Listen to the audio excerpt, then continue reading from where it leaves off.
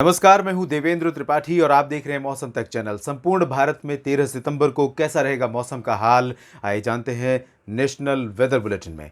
Monsoon system सितंबर महीने का दूसरा और अब ये भी कह सकते हैं कि इस साल के मॉनसून सीजन का one of the strongest system Bay of Bengal पर डेवलप हो चुका है और वेल मार्क्ड लो प्रेशर के रूप में है। ये अगले 24 घंटों के भीतर ही डिप्रेशन बन जाएगा और ओडिशा के तटीय भागों के करीब पहुंचेगा। यहाँ पर आप बादलों की स्थिति देख सकते हैं। ओडिशा के तटों के पास बंगाल की खाड़ी पर यह सिस्टम है। इसके अलावा जो राजस्थान के पूर्वी क्षेत्रों पर निम्न दबाव का क्षेत्र बना हुआ था, इस तरह से हवाएं यहाँ पर चल रही थी। पूर्वी और दक्षिण पूर्वी राजस्थान के तमाम शहरों में मूसलाधार वर्षा हो रही है बीते 36 घंटों से कई जगहों पर। अब ये सिस्टम धीरे धीरे दक्षिण की तरफ बढ़ रहा है और कमज़ोर हो चुका है। कमज़ोर होने के बावजूद ये गुजरात के ऊपर रहेगा और गुजरात के ऊपर अरब सागर की तरफ से आने वाली हवाओं के कारण ये लगातार अपनी सामान्य इंटेंसिटी में ये मानसून को प्रभावित करता रहेगा। मानसून की अक्षीय रेखा राजस्थान पर बने इस सिस्टम से लेकर बंगाल की खाड़ी पर बने इस सिस्टम के बीच में है और इसके अलावा उत्तरी कोंकण गोवा से लेकर बंगाल की खाड़ी के इन मध्य और इससे सटे उत्तर पूर्वी क्षेत्रों तक एक ट्रफ भी बना हुआ है। तो बहुत फेवरेबल कंडीशंस है मानसून के अच्छे प्रदर्शन के लिए। लेकिन आप सभी जानते हैं कि इस समय सितंबर के मध्य आते आते बारिश का बढ़ना फसलों के लिए किसी भी लिहाज से अच्छा नहीं माना जाएगा, क्योंकि ज़्यादातर इलाकों में, चाहे वो छत्तीसगढ़ हो, मध्य प्रदेश, महाराष्ट्र या फिर गुजरात, राजस्थान, उत्तर प्रदेश, हरियाणा, पंजाब, तमाम जगहों पर फसलें ज़्यादातर जगहों पर परिपक्व होने की अवस्था में पहुंच जाती हैं। ऐसे में तूफानी हवाओं के साथ बारिश का होना फसलों को क्षतिग्रस्त करना है।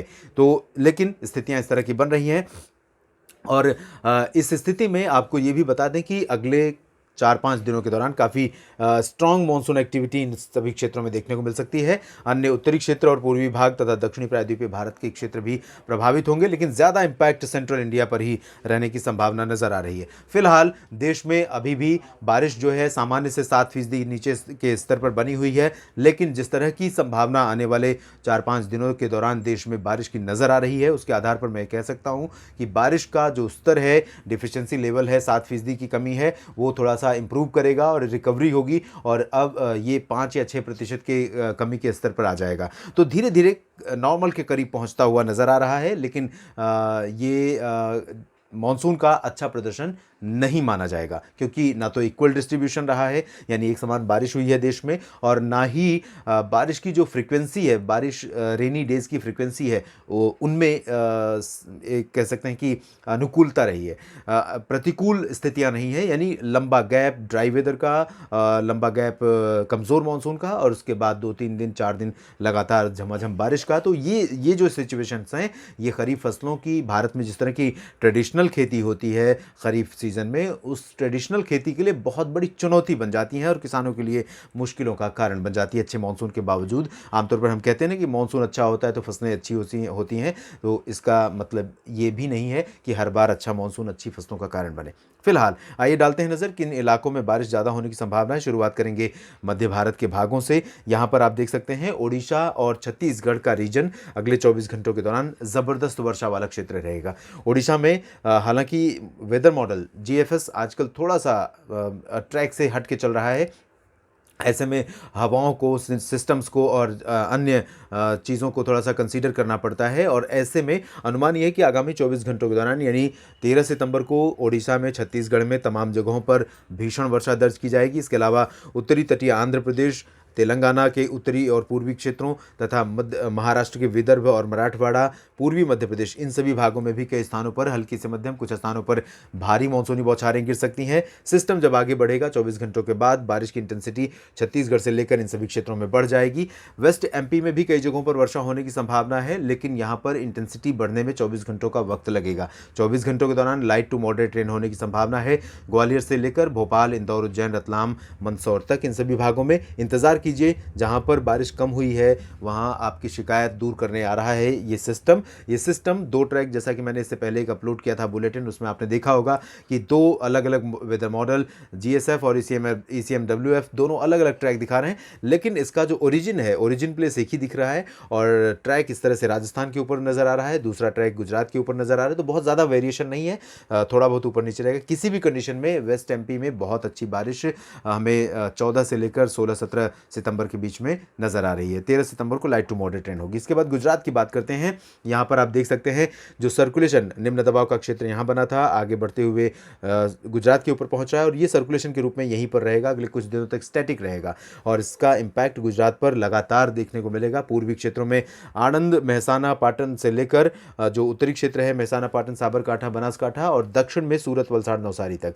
दादरा नगर हवेली, दमन दीव, ये जो रीजन है कोस्टल और साथ ही साथ सौराष्ट्र का क्षेत्र है, इन सभी भागों में कई जगहों पर मूसलाधार मानसून वर्षा होने की संभावना है।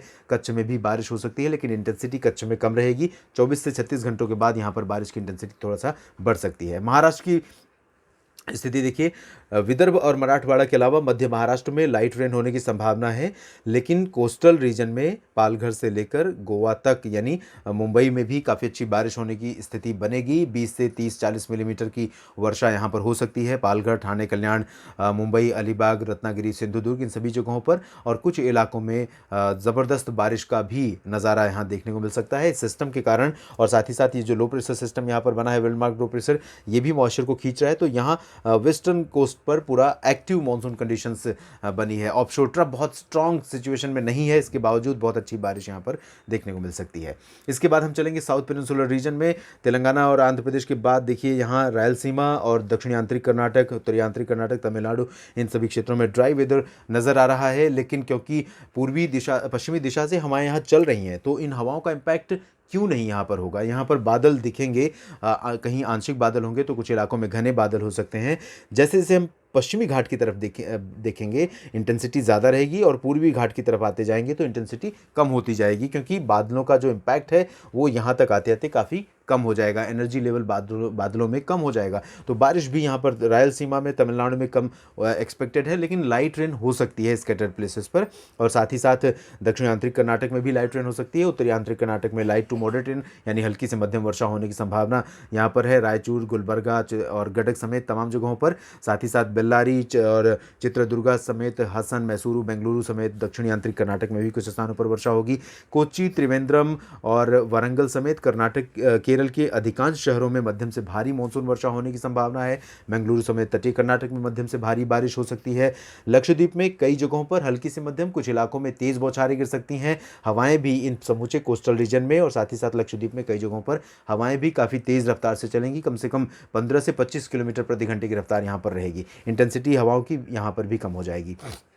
इसके बाद हम बात करते हैं अंडमान और निकोबार द्वीप समूह की। साउथ अंडमान क्षेत्र में बारिश में कमी आ जाएगी, लेकिन यहाँ उत्तरी अंडमान व निकोबार द्वीप समूह के क्षेत्रों में कई जगहों पर काफ़ी अच्छी वर्षा होने की संभावना लगातार बनी रहेगी। पूर्वी और पूर्वोत्तर क्षेत्रों में आप देख सकते हैं बहुत स्ट्रॉन्ग इंटेंसिटी मानसून वर्षा की नहीं रहेगी 13 सितंबर को, लेकिन मॉइस्चर यहाँ रहेगा। बंगाल की खाड़ी की तरफ से लगातार हवाएं पहुँचेंगी और सपोर्ट रहेगा मानसून का। तो यहाँ उम्मीद कर सकते हैं कि मेघालय, असम, अरुणाचल प्रदेश, नागालैंड, मणिपुर, मिजोरम और त्रिपुरा का जो रीजन है, इन सभी जगहों पर कई इलाकों में हल्की से मध्यम वर्षा होने की संभावना रहेगी। बहुत ज़बरदस्त बारिश नहीं होगी, यानी फसलों को या अन्य गतिविधियों को नुकसान नहीं पहुंचेगा इस बारिश से, लेकिन लाइट टू मॉडरेट रेन यहाँ पर जारी रहेगी लगातार। उप हिमालय पश्चिम बंगाल, सिक्किम, गंगेय पश्चिम बंगाल, झारखंड, बिहार, इन सभी क्षेत्रों के साथ साथ पूर्वी उत्तर प्रदेश के भागों में कई जगहों पर हल्की से मध्यम वर्षा होने के आसार हैं। ये सिस्टम जब आगे बढ़ेगा well marked low pressure depression बनने के बाद 24 घंटों के भीतर, तब इम्पैक्ट थोड़ा सा पूर्वी उत्तर प्रदेश के भागों में और बढ़ जाएगा। वाराणसी, सोनभद्र और भदोही से लेकर प्रतापगढ़, कानपुर, बांदा, प्रयागराज तक का जो रीजन रहेगा, ये पूरा यहाँ पर इम्पैक्ट 24 घंटों के बाद बढ़ेगा। यानी 14 और 15 सितंबर को पूर्वी उत्तर प्रदेश के कई शहरों में बारिश काफ़ी ज़्यादा हो सकती है। और यहाँ पर भी जैसा कि मैंने बताया, इस दौरान अगर तेज़ बारिश होगी और हवाएं भी तेज़ चलेंगी तो फसलों को नुकसान पहुँच सकता है। ऐसे में बेहतर होगा कि सिंचाई की अगर आपको ज़रूरत है खेतों में देने की, तो अभी थोड़ा सा वेट कर लीजिए, 2 दिनों का, कम से कम 2-3 दिन का। उसके बाद अगर बारिश नहीं होती है तब सिंचाई दीजिए, क्योंकि पहले से अगर खेतों में सिंचाई रहेगी तो जो फसलें हैं नीचे से कमज़ोर रहेंगी और बारिश, हवा के साथ बारिश होने की स्थिति में धान की फसल या अन्य जो फसलें हैं ख़रीफ सीज़न की, वो ज़मींदोज़ हो सकती हैं, गिर सकती हैं, नुकसान बहुत बड़े पैमाने पर हो सकता है। तो यहाँ इंतज़ार कीजिए और बिहार, झारखंड में सामान्य बारिश होगी। इसके बाद हम चलते हैं उत्तर भारत की तरफ और पश्चिमी उत्तर प्रदेश से लेकर राजस्थान का क्षेत्र, हरियाणा, पंजाब, उत्तराखंड, हिमाचल, जम्मू कश्मीर, ये सभी रीजन जो है ये एक्टिव मानसून वाला रहेगा। हालांकि यहाँ पर पूर्वी राजस्थान के क्षेत्रों में सबसे ज़्यादा स्ट्रॉन्ग एक्टिविटी होगी। जो उत्तरी क्षेत्र हैं यहाँ पर लाइट टू मॉडरेट रेन, दक्षिण पूर्वी राजस्थान के क्षेत्रों में मध्यम से भारी वर्षा होने की संभावना है। और इसके अलावा चूरू, गंगानगर, हनुमानगढ़ में भी कुछ स्थानों पर बारिश हो सकती है। बीकानेर में भी लाइट टू मॉडरेट रेन होने की संभावना नज़र आ रही है। राष्ट्रीय राजधानी दिल्ली और हरियाणा, पंजाब में कुछ इलाके ऐसे हो सकते हैं जहां पर आंशिक बादल छाएंगे, कुछ इलाकों में आसमान साफ रहेगा। आज यहां पर दोपहर तक हवाएं थोड़ा सा पश्चिमी दिशा से चलनी शुरू हुई हैं, लेकिन ये हवाएं बहुत स्ट्रांग नहीं रहने पाएंगी और बहुत जल्दी ही सिचुएशन यहाँ बदल जाएगी। दोपहर के बाद या रात के समय यहाँ पर स्पेल आ सकता है आज भी, यानी 12 सितंबर को और 13 सितंबर को और स्ट्रॉन्ग स्पेल यहाँ पर एक्सपेक्टेड रहेगा आज के मुकाबले। लेकिन जैसी बारिश हमने 11 सितंबर को देखी है, 10 सितंबर की रात से लेकर 11 सितंबर के बीच में, ऐसी बारिश यहाँ पर उत्तर भारत के क्षेत्रों में फिलहाल मैदानी इलाकों में पंजाब, हरियाणा, दिल्ली और वेस्ट यूपी में नहीं होगी।